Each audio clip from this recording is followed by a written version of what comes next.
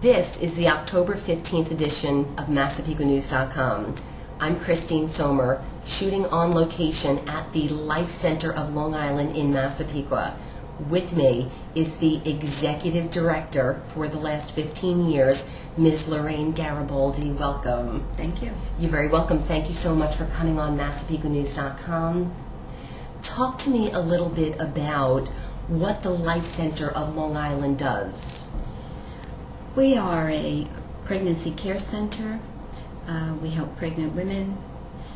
We also have a post-abortion ministry for men and women who may have been felt injured by an abortion decision. We also have a wonderful program called Long Island Teen Freedom, which is our abstinence education program.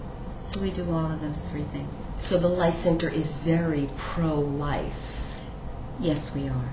And we don't apologize. No problem.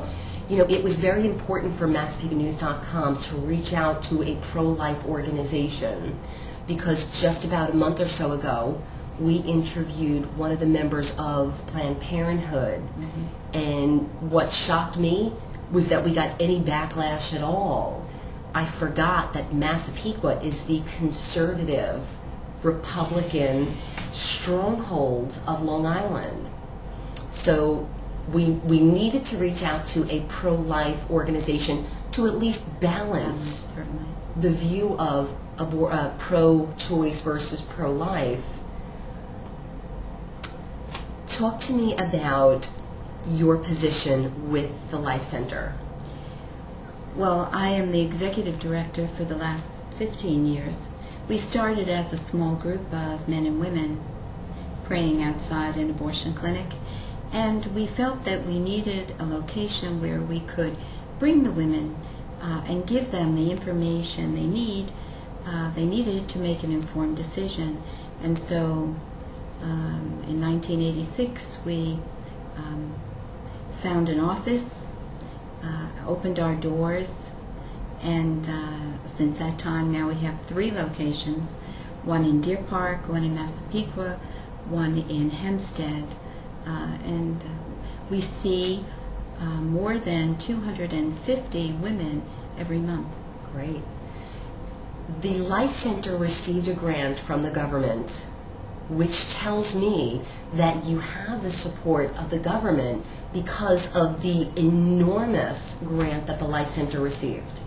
Well, that's true. Well, unfortunately, Long Island happens to be have more teen pregnancies, more abortions, more breast cancer, more sexually transmitted diseases within our teen population than any other suburban area in the country. So the federal government recognized that Long Island needs help, and we applied for the grant 2 years ago with a program called Long Island Teen Freedom, and we talk about going into public schools, talking about teaching our children how to make healthy choices and the advantages of waiting to become sexually engaged, quite possibly till marriage, and they agreed. So it is a community-based abstinence education program. It is $3 million. Over 5 years, it is $600,000 a year, and we're very excited to say we have many schools asking for the program.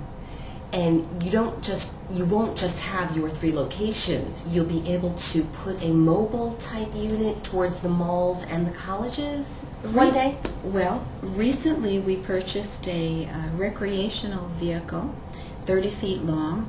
We're going to equip it as a mobile crisis pregnancy center. We're looking now into bringing it onto school campuses, into their parking lots, into shopping center malls, because really what we provide is a community service. Yes.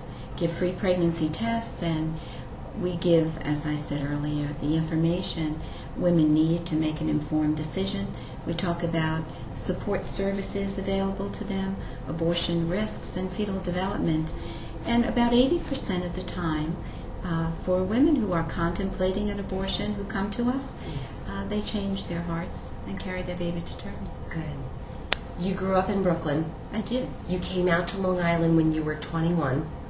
You are now married with 7 children and 25 grandchildren. Yes, isn't that nice? You have a very faith-based pro-life attitude. Mm-hmm. And tell me about why pro-life. I know during the preliminary interview you and I discussed why you're so impassioned about the Life Center. I was a teenager pregnant before abortion was legal. And I thank God every day that it wasn't, because there were pressures placed upon me, even in those days, which now is 43 years ago, to seek an abortion. But it just, first of all, it wasn't legal, and I wouldn't consider perhaps going to a place like Puerto Rico. I thought too much of myself to do anything like that. Good. And so I've never been sorry that I carried the baby to term, my son, and he has 3 beautiful children today of his own. You gave a very powerful statement. If abortion was legal back then, not only would you have lost your son. Well, I don't know what I would have done. That's why, way back 43 years ago, we didn't have the technology that we have today, the sonograms. Today we know a baby has a beating heart in 19 days, and in those days I was told the lie. It's just a blob. It's nothing. But even so, and there were no pregnancy care centers to go to at that time. There were, of course, maternity homes, and I had searched out a home called Angel Guardian Home for Unwed Mothers in Brooklyn, Bay Ridge, Brooklyn. They're still there. Mm-hmm. And they said I would be welcome to come at any time. Mm-hmm. Fortunately, when I told my family that I was pregnant, they embraced me and they helped me through the pregnancy. But that's not always true for every woman who's faced with an unplanned pregnancy. But we want them to know that if they are, they can come to the Life Center. They're not alone. Yes. And we will walk them through their pregnancy and give them whatever help they need. Good to know. Ms. Gariboldi, thank you so much for coming on MassaPequotNews.com. Thank you. Massapequa, you can find the Life Center on the Home Improvement page. We hope that you will. You'll be very glad that you did. Have a great week.